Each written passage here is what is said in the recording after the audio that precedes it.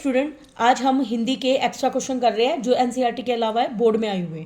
देखिए, गुर चाटी जो पागी कहकर गोपियाँ अपनी और किशन की किस दशा का बोध करा रही है। प्रस्तुत पंक्ति में गोपियों ने अपनी दशा को चींटियों की भांति बताया है। जिस प्रकार चींटियां गुड़ से चिपकी रहती है, वह अपने प्राण तक दे देती है, उसी प्रकार गोपियां भी श्री कृष्ण के प्रेम में डूबी हुई हैं।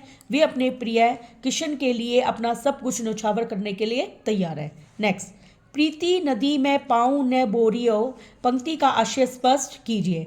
प्रस्तुत काव्य पंक्ति का आशय यह है कि उद्धव तो श्री कृष्ण रूपी प्रेम की नदी के पास ही रहते हैं, फिर भी उन्होंने उस प्रेम की नदी में अपना पैर कभी नहीं डुबोया, अर्थात श्री कृष्ण के पास उनके सानिध्य में रहते हुए भी उद्धव उनके प्रेम से प्रभावित नहीं हुए। नेक्स्ट, गोपियाँ उद्धव की बातें सुनकर निराश क्यों हो गई।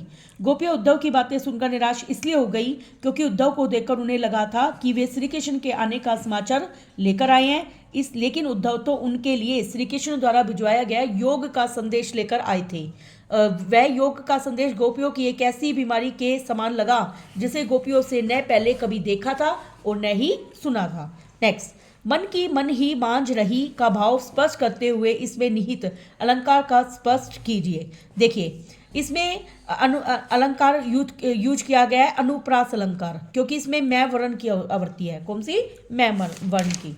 नेक्स्ट क्वेश्चन है, गोपियों द्वारा श्री कृष्ण को हारिल की लकड़ी बताने में क्या आशय निहित है। उद्धव द्वारा योग का संदेश दिए जाने पर गोपियों ने श्री कृष्ण को हारिल की लकड़ी के समान बताया था। इसका आशय यह है कि जिस प्रकार हारिल पक्षी अपने पैरों में लकड़ी को दबाए रहता है, उसको छोड़ता नहीं है, उसी प्रकार गोपियों ने भी अपने मन, कर्म और वाणी से श्री कृष्ण को अपने हृदय में बसा लिया है और गोपियों का मन श्री कृष्ण में ही स्थिर हो गया है।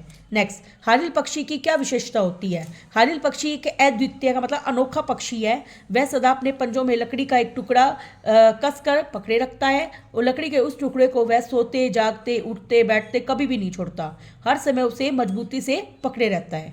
नेक्स्ट, जागत सोवत सौपन दिवस निसी काने कान जकरी, इस पंक्ति द्वारा गोपियों की किस मनस्थिति का वर्णन किया गया है।